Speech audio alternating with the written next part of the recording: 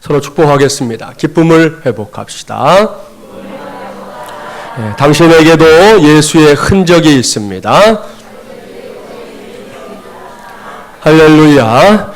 오늘은 2015년 한가위 명절입니다. 옛날부터 더도 말고 덜도 말고 한가위만 같아라 하는 말이 있는데요. 이 말에 이제 더해서 하나님께서 부어주시는 은혜와 평강이 사랑하는 우리 마지못이라는 가족들, 또 함께 예배할 우리 모든 가족들 위에 충만하게 임하기를 주님의 이름으로 간절히 축원합니다. 할렐루야. 오늘은 기쁨을 회복시켜 주소서 38번째 시간입니다. 오늘은 달고 오묘한 그 말씀 때문에 기뻐합니다 라는 제목으로 하나님의 말씀을 전하겠습니다. 오늘 우리에게 주신 말씀은 다윗의 시편 가운데 하나인 시편 19편 말씀입니다. 이 말씀은 크게 이제 두 단락으로 나눌 수가 있어요. 아마 여러분이 갖고 있는 성경책을 보면 그러한 구분의 흔적을 찾아낼 수 있을 겁니다. 보통 동그라미에서 동그라미를 이제 한 단락으로 이렇게 해놨지 않습니까? 그것을 보면 되는데요. 첫 번째 단락은 본문 1절부터 6절까지의 말씀입니다. 좀 길지만 함께 봉독해 봅니다. 1절부터 6절입니다. 하늘이 하나님의 영광을 선포하고 궁창이 그의 손으로 하신 일을 나타내는도다. 날은 날에게 말하고 밤은 밤에게 지식을 전하니 언어도 없고 말씀도 없으며 들리는 소리도 없으나 그의 소리가 온 땅에 통하고 그의 말씀이 세상 끝까지 이르도다. 하나님의 해를 위하여 하늘에 장막을 베푸셨도다.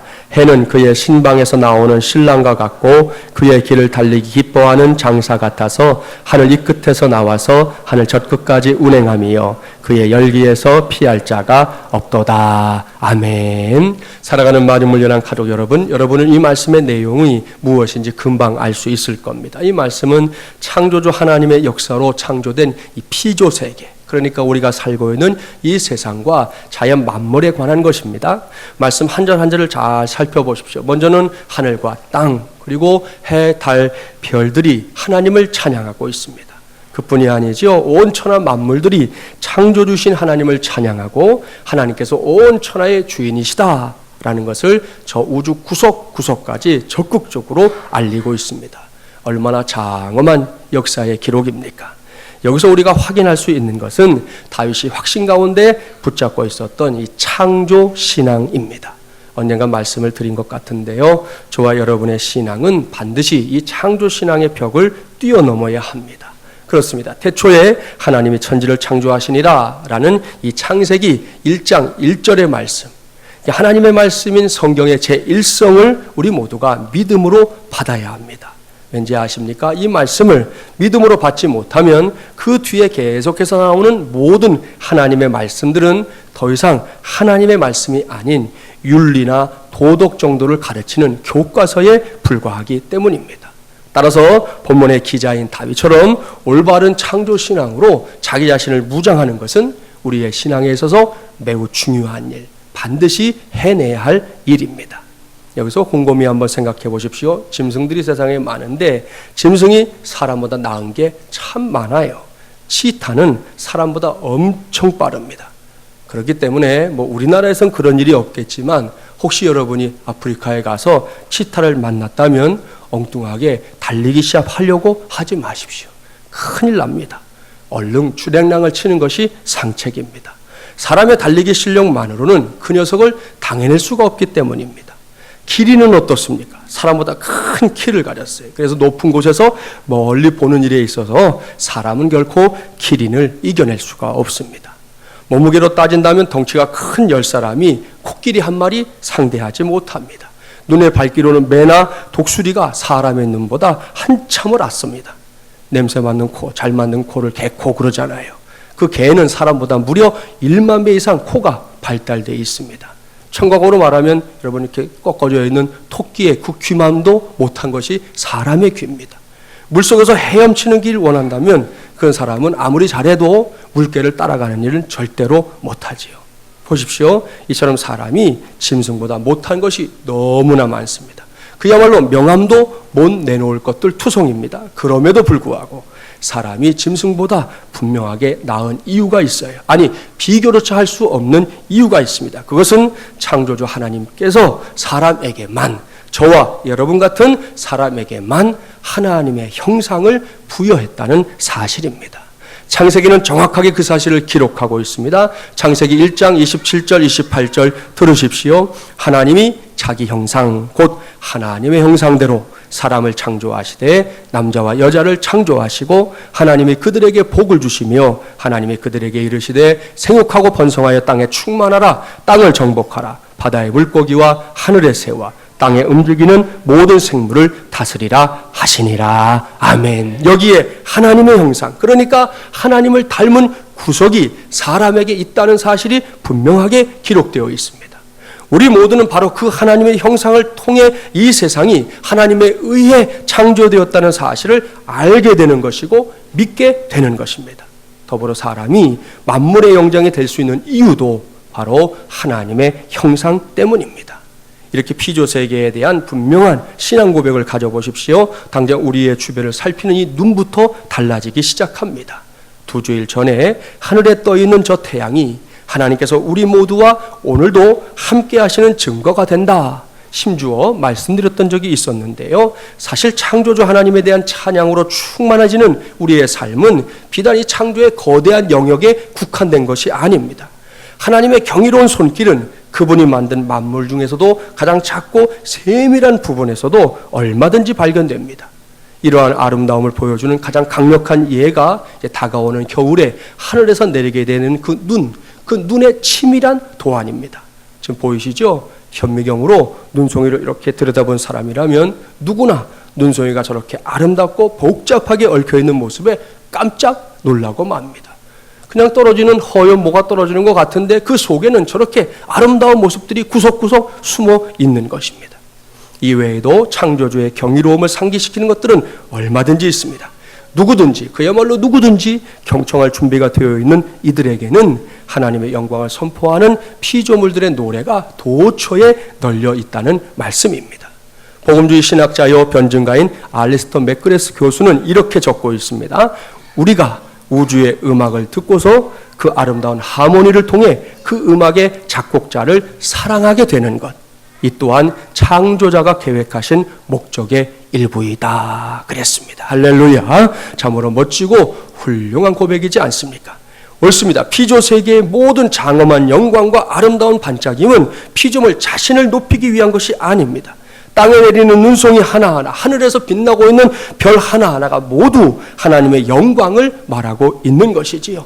이것이 피조물들의 노래입니다. 그런 점에서 본다면 하나님은 웅장한 찬양의 오케스트라를 만드신 분이고요. 동시에 그 오케스트라의 황홀한 연주를 가장 먼저 받는 분입니다. 태양, 달, 별들, 언덕과 들판, 나무들, 바다와 대양, 천사들, 사람들, 살아있는 이 모든 피조물들이 하나의 노래, 곧 전능자의 영원한 송가에 참여하고 있는 것입니다. 이러한 창조신앙을 믿음으로 고백할 수 있는 한가위 명절, 2015년 9월의 네 번째 주일이 되기를 주님의 이름으로 축복합니다. 여기까지가 첫 번째 단락이에요. 그런데 이어지는 본문을 보십시오. 두 번째 단락으로 넘어가 보면 이 두 번째 단락은 첫 번째 단락과 전혀 관계가 없어 보입니다. 본문 7절부터 10절까지의 말씀 함께 봉독해 봅니다. 여호와의 율법은 완전하여 영혼을 소송시키며 여호와의 증거는 확실하여 우둔한 자를 지혜롭게 하며 여호와의 교훈은 정직하여 마음을 기쁘게 하고 여호와의 계명은 순결하여 눈을 밝게 하시도다. 여호와를 경외하는 도는 정결하여 영혼까지 이루고 여호와의 법도 진실하여 다 의로우니 금 곧 많은 순금보다 더 사모할 것이며 꿀과 송이꿀보다 더 달도다. 아멘. 사랑하는 여러분 보십시오. 앞서 1절부터 6절까지의 말씀을 통해 창조주 하나님과 그 피조세계가 하나님을 찬양하고 있음을 증거하던 다윗 아닙니까? 그런데 갑자기 딴소리를 하는 것 같아요. 본문 7절 이하에서 다윗이 갑자기 하나님의 말씀을 찬양의 주제로 삼고 있기 때문입니다. 이런 관점에서만 오늘 주신 말씀을 보면 본문 6절까지가 시편 19편이고 7절 말씀부터 시편 20편이 시작되는 것이 더 자연스러워 보입니다. 집에 가서 한번 쭉 연결해서 읽어보시면 그런 생각이 들 거예요. 그런데 결론부터 말씀드리면 아닙니다. 본문 7절 이하의 말씀 역시 분명히 시편 19편에 속한 말씀입니다. 여기서 궁금증이 발생합니다. 다윗이 창조의 역사에 대한 찬양에 이어 곧바로 다른 것들도 많을 터인데 하필이면 하나님의 말씀을 노래하는 이유가 도대체 뭘까? 그런 궁금증이 생긴다는 거지요. 창세기 1장으로 가보면 그 이유를 찾아낼 수 있어요. 창세기 1장 1절부터 5절 말씀을 한번 보려고 합니다. 구약 1쪽입니다. 성경 제일 첫 번째 쪽을 딱 펴시면 나오죠. 창세기 1장 1절부터 5절까지의 말씀 우리 함께 관심을 가지고 봉독해 보겠습니다. 함께 봉독할까요? 대초에 하나님이 천지를 창조하시니라. 땅이 혼돈하고 공허하며 흑암이 깊음 위에 있고 하나님의 영은 수면 위에 운행하시니라. 하나님이 이르시되 빛이 있으라 하시니 빛이 있었고 빛이 하나님이 보시기에 좋았더라. 하나님이 빛과 어둠을 나누사 하나님이 빛을 낮이라 부르시고 어둠을 밤이라 부르시니라. 저녁이 되고 아침이 되니 이는 첫째 날이니라. 아멘. 할렐루야. 무슨 말씀인지 아시죠? 태초에 사람의 방법으로는 정확하게 알 수 없는 그때에 하나님께서 세상을 창조하시던 첫 번째 날의 기록입니다. 그런데요, 여기서 중요한 것은 하나님께서 세상을 창조하실 때 사용하신 방법입니다. 그것이 무엇입니까? 하나님이 이르시되 빛이 있으라 하시니 빛이 있었고, 여러분, 이것이 하나님께서 세상을 창조하신 방법입니다. 그것이 무엇입니까? 하나님의 말씀이에요. 하나님이 이르시되 이 말씀으로 세상을 창조하신 겁니다. 할렐루야. 그렇습니다. 하나님의 말씀이 이제 하나님의 입에서 이렇게 떨어지자마자 그 말씀했던 내용 있잖아요. 내용. 그 내용이 눈앞에서 사건이 된 것입니다. 빛이 있으라 말씀하셨더니 그 빛이 있는 사건이 세상에서 일어났다는 것이죠. 말씀한 그대로 그 일이 일어났다는 거예요. 이것이 창조의 역사입니다. 다른 재료가 필요 없어요. 하나님이 말씀하시면 그 말씀의 내용이 현실이 되는 것. 그것이 바로 구약이 우리에게 보여주는 창조의 역사입니다. 사랑하는 마지못이란 가족 여러분, 이것 때문입니다. 창조주 하나님께서 세상을 창조하시되 말씀으로 창조하셨다는 이 사실이 바로 시편 19편 말씀을 바르게 그리고 제대로 이해할 수 있는 열쇠입니다. 이 정도로 말씀드리면 오늘 본문이 뭘 말하려고 하는지 알 수 있을 거예요. 다윗은 창조주 하나님의 작품인 피조세계의 아름다움을 먼저 노래한 다음에 그 세상을 창조하신 방법인 하나님의 말씀을 혼신의 힘을 다해 찬양하고 있는 것입니다. 특히 본문 10절 말씀을 보세요. 다윗은 하나님의 말씀을 가리켜 꿀과 송이꿀보다 더 달다고, 오늘 우리가 불렀던 찬송의 가사처럼 하나님의 말씀이 너무나 달고 오묘한 말씀이라고 찬양하고 있습니다.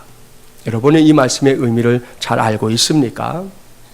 옛날 우리 어르신들 앞에서는 좀 죄송하지만 제가 어렸던 그 시절에도 우리나라에 이렇게 단 것이 별로 없었습니다. 아마 기억하실 거예요. 사이다가 나왔을 때 사람들이 막 열광적으로 그걸 사 먹었어요. 왜? 그전에는 그렇게 달게 먹을 수 있는 게 마땅히 없었거든요. 그래서 그렇게 인기가 좋았던 거예요. 그때를 기억하시죠?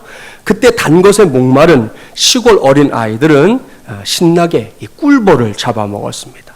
요즘 한간에 문제가 되고 있는 말벌, 사람들이 죽기도 하잖아요. 그 말벌 말고 꿀벌 말입니다.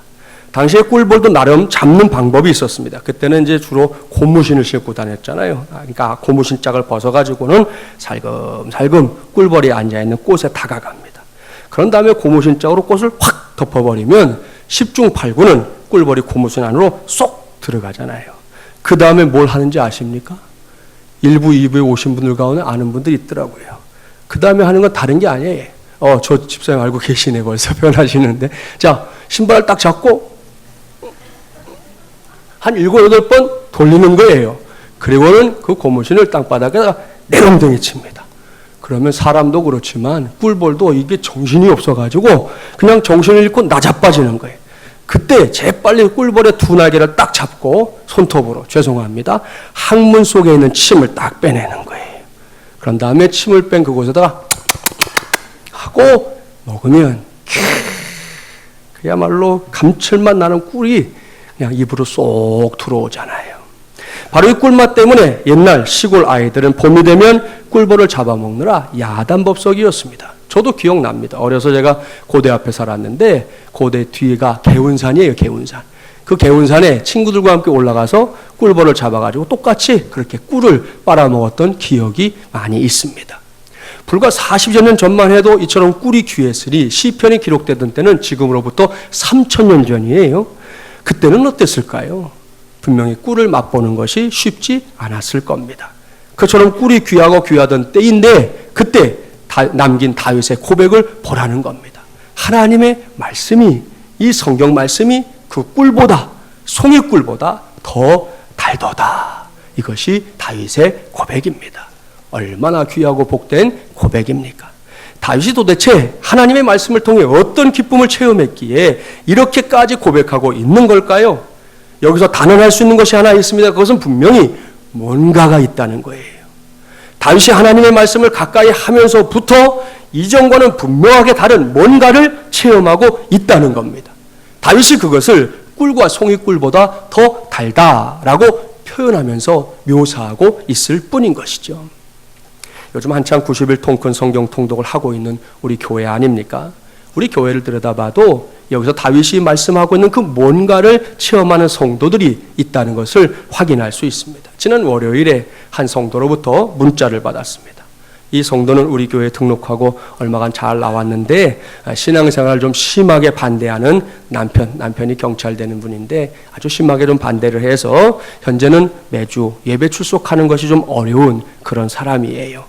그렇기 때문에 이제 고민하길래 제가 다른 방법이 없잖아요. 그렇다고 뭐 싸우라고 그러면 안 되잖아요. 그래서 인터넷으로 우리 교회 말씀이 나가니까 그렇게라도 우리 같이 신앙생활 우선은 이어가자 했더니 그대로 하여튼 매주 우리 교회 홈페이지에 올라가는 말씀을 듣고 그렇게 이제 신앙생활을 이어가고 있는 중인데요. 이 성도가 지금 우리가 하고 있는 성경 통독에 동참하고 있다는 겁니다. 저는 그분이 그렇게 하는 줄 몰랐어요. 문자가 와서 이제 비로소 알게 됐는데 아무튼 본인이 놓여있는 현실이 주일만 되면 속상하고 상처가 되긴 하지만 주님의 말씀 때문에 새 힘을 얻으며 앞으로 가고 있으니 목사님 걱정하지 마십시오 라고 저에게 이제 문자를 보낸 거예요. 더불어 이번에 인내하면서 꼭 일독을 할 때 주님께서 주실 축복이 기대된다고. 그 집에 아이들이 둘이 있는데 목사님 우리 아이들 위해서 꼭 기도해 주십시오. 그래서 제가 단문자 해주었어요. 이제 함께 기도할 테니까 우리 함께 말씀 붙잡고 꼭 승리하자고 그렇게 당부에 답변을 해주었습니다. 얼마나 감사한 일입니까? 그런가 하면 이번 성경 통독에 불이 붙은 젊은 형제들이 몇 명 있어요. 성경 통독이 시작된 후에 이 형제들의 표정부터 얼마나 환하게 변했는지 몰라요.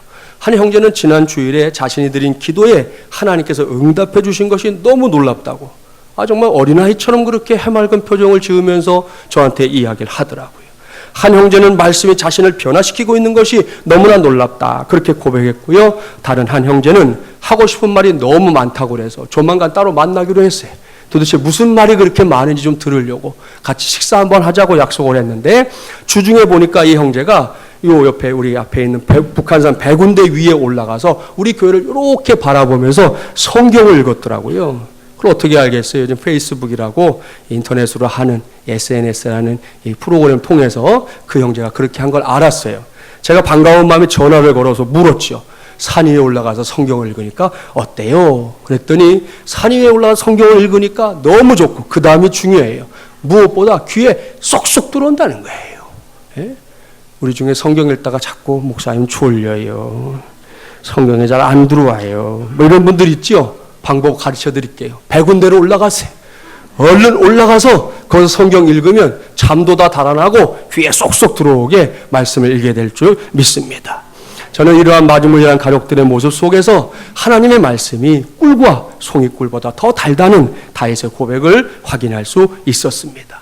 그 달고 오묘한 말씀의 은혜가 이 시간을 통해 저와 여러분 우리 모두에게도 풍성하게 부어지기를, 그래서 우리 안에도 넘치는 기쁨이 자리 잡게 되기를 주님의 이름으로 축복합니다. 여기가 끝이 아니죠. 계속해서 말씀을 볼까요? 하나님의 말씀을 통해 얻게 되는 놀라운 은혜들이 구체적으로 나열되고 있습니다. 본문 11절부터 14절까지의 말씀 함께 봉독합니다. 또 주의 종이 이것으로 경고를 받고 이것을 지킴으로 상이 크니이다. 자기 허물을 능히 깨달을 자 누구리요? 나를 숨은 허물에서 벗어나게 하소서. 또 주의 종에게 고의로 죄를 짓지 말게 하사 그 죄가 나를 주장하지 못하게 하소서. 그리하면 내가 정직하게 인식하여 큰 죄과에서 벗어나겠나이다. 나의 반석이시요 나의 구속자이신 여호와여, 내 입의 말과 마음의 묵상이 주님 앞에 연락되기를 원하나이다. 아멘. 사랑하는 여러분, 오늘 이 말씀에 꼭 주목하십시오. 피조세계를 창조한 하나님의 말씀은 앞서 말씀드린 대로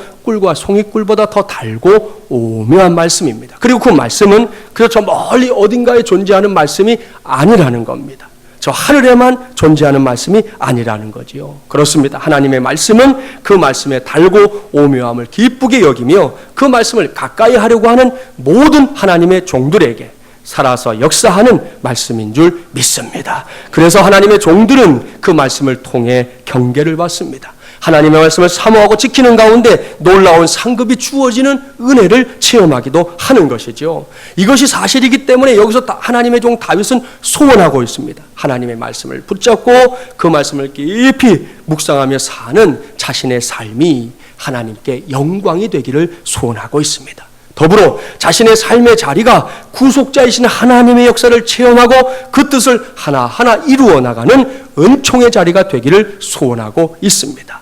이러한 다윗의 고백은 그저 입술의 고백으로 끝나지 않았어요. 한 번뿐인 다윗의 삶을 통해 눈에 보이는 그리고 손에 만져지는 현실이 되었습니다. 이를 명심하고 기회가 될 때 지나간 역사를 한번 이렇게 구석구석 살펴보세요. 다윗처럼 하나님의 말씀을 통해 위대한 역사를 체험하고 이룬 사람들이 얼마나 많은지 모릅니다. 제가 자료를 준비했습니다. 미국에 가면 스탠더드 오일 회사가 있는데 이 회사는 이집트에서 독점적으로 기름을 뽑아내는 유명한 정유 회사입니다. 이 회사가 어떻게 다른 데도 아니고 이집트에서 석유를 뽑아내게 되었는지는 많이 알려져 있지 않은데요. 그 과정 속에 참 놀라운 하나님의 역사가 있었다는 거 아십니까? 이 회사의 중역 가운데 신앙이 아주 돈독한 사람이 있었어요. 그 사람이 어느 날 이제 성경에서 출애굽기 2장 1절부터 3절까지의 말씀을 오늘 다윗이 마지막에 고백하고 있는 것처럼 깊이 묵상하게 되었습니다. 우리도 한번 묵상해 볼까요? 구약 82쪽에 가보세요. 출애굽기 2장 1절부터 3절. 구약 82쪽입니다. 어떤 말씀을 이 사람이 묵상했나 관심을 가지고 함께 봉독해 보겠습니다. 출애굽기 2장 1절부터 3절 구약 82쪽입니다. 우리 함께 봉독해 볼까요? 레위 가족 중 한 사람이 가서 레위 여자에게 장가들어 그 여자가 임신하여 아들을 낳으니 그가 잘 생긴 것을 보고 석 달 동안 그를 숨겼으나 더 숨길 수 없게 되매 그를 위하여 갈대 상자를 가져다가 역청과 나무 진을 칠하고 아기를 거기 담아 나일 강가 갈대 사이에 두고. 아멘. 우리가 잘 아는 말씀 가운데 하나지요. 어린 모세, 아기 모세가 태어났을 때 목숨이 경각에 달렸던 그 순간에 대한 말씀이죠. 자기 아들을 살리려고 어머니가 모세를 갈대 상자에 담아서 나일강가에 띄어보냈던 바로 그 말씀입니다. 이 중역이 이 말씀을 읽고 묵상하는 가운데 뭔가 그의 머릿속에 번쩍하고 스쳐 지나가는 것이 하나 있었습니다. 그것은 바로 역청이라는 단어였습니다. 여기에 나오는 역청은 석유의 일종으로 영어로 하면 피치라고도 하는데요. 그러니까 원유나 이 콜타르 따위를 이렇게 증류시킨 뒤에 남는 검은 찌꺼기, 그게 역청, 그게 피치예요. 이 역청은 지금도 지붕이나 배의 방수제로 지금도 사용하는 것입니다. 이 대목에서 이 사람이 무릎을 친 거예요. 왠지 아시겠죠? 당시에 모세의 어머니가 그 땅에서 역청을 구할 수 있었다면 바로 그곳에서 기름이 날 것이 틀림없겠다, 이렇게 생각하게 된 것이죠. 그는 서둘러 찰스 휘사트라고 하는 지질학자를 이집트로 보내서 조사하게 했습니다. 그 결과 그곳에 아주 커다란 유전이 있다는 것을 발견하게 된 겁니다. 이런 과정을 거쳐서 스탠더드 오일 회사가 이 유전에 대한 독점권을 갖게 돼서 그 회사가 그렇게 번성하고 발전하게 된 것이에요. 사랑하는 여러분, 참으로 위대한 발견입니다. 무엇보다 하나님의 말씀이 위대하고 놀라운 발견의 기초석이 되었다는 사실에 우리 모두가 관심을 가져야 할 것입니다. 한 사람을 더 소개하려고 합니다. 그는 존 워너메이커입니다. 서점에 가면 이 사람에 관한 책들이 여러 종류로 나와 있는데 대표적인 책의 제목이 뭐냐? 성경이 만든 사람입니다. 제목부터가 심상치 않죠? 이 책을 보면 미국에서 백화점 왕으로 불렸던 존 워너메이커에 관한 많은 이야기를 볼 수 있어요. 여기서 제가 담임 목사로서 강조합니다. 요즘 독서의 계절, 가을입니다. 저와 여러분 모두가 이 가을에 좋은 책들을 많이 읽으면 참 좋겠습니다. 제가 이렇게 말했더니 2부에 몇몇 분들이 얼굴이 조금 찌그러지더라고요. 성경 읽으라고 하면서 뭔 책을 또 읽으라고 그래. 딱 그런 표정이었어요. 예? 딱 그런 표정이었는데 그래도 여러분 무슨 책을 읽을까 정하지 못한 성도들은 이 책을 사서 한번 읽어보십시오. 여러분의 삶 속에 커다란 도전이 될 겁니다. 우리 자녀들도 꼭 읽어보면 좋을 책입니다. 존 워너메이커가 84세였던 1921년이었습니다. 그가 사업가로 살아온 지 60주년을 맞이하는 기념 행사장에서 한 기자가 그에게 질문을 던졌어요. 회장님, 지금까지 투자한 것 중에서 가장 성공적인 투자는 무엇이었습니까? 그는 답변을 마음속에 담고 있었다는 듯이 한치의 머뭇거림도 없이 이렇게 대답했습니다. 내가 10살 때 최고의 투자를 한 적이 있지요. 그때 나는 $2 75센트, 오늘로 말하면 한 우리 돈 3,000원 정도죠. 이걸 주고 예쁜 가죽 성경 한 권을 구입했어요. 이것이 내 인생에 있어서 가장 위대한 투자였습니다. 왜냐하면 그 성경이 나를 만들었으니까요. 기자가 다시 물었습니다. 그렇다면 성경만 구입하면 성공할 수 있나요? 이런 사람은 기자에서 잘라야 돼요. 이게 질문이 되나요, 이게? 그렇게 질문했어요. 이 질문에 다시금 존이 또박또박 대답해 줍니다. 그렇지 않습니다. 먼저 하나님을 믿고 말씀을 실천해야지요. 하나님을 신뢰하며 즐겁고 기쁘게 일하다 보면 성공은 어느새 자신의 옆에 다가와 있게 됩니다. 아멘. 사랑하는 여러분, 참으로 멋진 그리고 위대한 대답입니다. 존 워너메이커가 뉴욕 백화점에 1854년 날짜로 이렇게 써붙였던 고시문이 최근에 발견이 됐어요. 그 내용은 이런 내용입니다. 전 사원에게 알림, 안식일 주일에는 여한 일이 있어도 출근해서는 안 됨. 이 백화점은 주일날 출근하려고 그러면 아예 돌려보내는 거예요. 문을 걸어놓는 거예요. 스페인 씨가 당시에 많이 유행했었던 모양의 이 여소면을 피우거나 이발소에서 면도를 하거나 댄스홀 및 기타 유흥업소에 가려면 회사에 그 이유서를 제출할 것. 좀 심하죠? 네. 본사 사원은 교회에 가서 연간 $5 이상의 헌금을 바칠 것. 또한 매주일 주일학교에 출석하여 성경을 배울 것.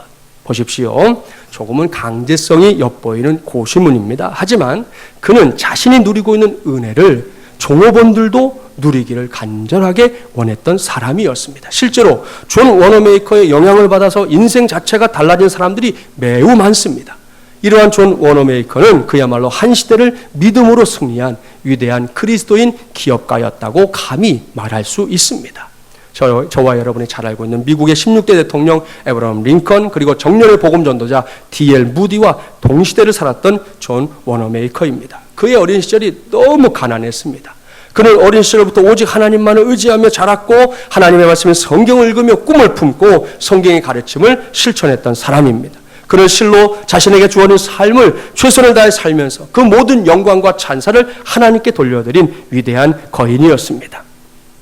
예나 지금이나 대부분의 사람들이 성경을 이렇게 아는 것에 만족하며 사는 동안 존 워너메이커는 그의 인생의 매 순간을 성경 말씀을 실천하며 꿈을 성취하는 것으로 채워갔던 것이죠. 이것이 살아있는 하나님의 말씀의 능력인 줄 믿습니다. 여기까지 저는 오늘 다윗의 신앙 고백 속에 담겨있는 하나님의 말씀을 여러분에게 전했습니다. 다윗은 하나님의 말씀이 갖고 있는 그 능력을 남의 것으로 놔두지 않고 적극적으로 자신의 것으로 삼았습니다. 그렇게 살다 보니 그의 삶은 결국 하나님의 영광을 드러내는 복된 삶이 되어버렸습니다. 이제는 우리 차례입니다. 이제는 저와 여러분이 다윗처럼 하나님의 말씀이 달고 오묘한 그 말씀이라는 사실을 확실하게 고백하고 확실하게 체험하며 살게 되기를 바랍니다. 2015년 가을이 그 은혜를 체험할 수 있는 절호의 기회, 아주 복된 시기입니다. 이를 명심하고 지금까지 잘 달려온 성도들은 그 페이스를 잃지 말고 끝까지 달려갑시다. 아직 주저하고 있거나 조금 진도가 처진 성도들이 있는데요. 괜찮습니다. 여러분, 이것은 경쟁이 아니에요. 우리 돌쟁이 아기를 키우는 집사님이 있어요. 아기가 없었다면 벌써 다 읽었을 텐데 하루 종일 아기 보는 게 힘든 일이잖아요. 첫 주에 와가지고 몇 개 못 붙이면서 아이 목사님 몇 개 못 붙였어요. 그래도 괜찮다고. 다 남들 다 읽을 동안 그만큼만 붙여도 괜찮다고. 집사님 형편에서 최선을 다하면 되는 것이지. 다른 사람 저만큼 읽고 있으면 나도 꼭 이만큼. 그거 아니다. 괜찮다. 읽으려고 하니 얼마나 고맙냐. 아기 키우면서 읽어가는 집사님이 최고다. 그래 주었어요. 이건 경쟁이 아니에요. 단지 우리의 신앙을 새롭게 재무장하려고 하는 것이죠. 우리의 부족함이 무엇인지 채우려고 하는 것이고 하나님의 은혜의 길을 더 발견하려고 하는 것뿐이지 뭐 네가 먼저냐 내가 먼저냐 이거 하려고 하는 거 아닌 거 다 아시죠. 그러니까 주저하지 말고 또 눈치 보지도 말고 함께 달려가는 일에 우리가 마음만 모으면 될 줄 믿습니다. 그래서 저와 여러분 모두가 달고 오묘한 그 말씀 때문에 하늘로부터 부어지는 놀라운 은혜와 기쁨을 체험하며 사는 2015년의 가을이 되기를 주님의 이름으로 간절히 축원합니다. 기도합시다.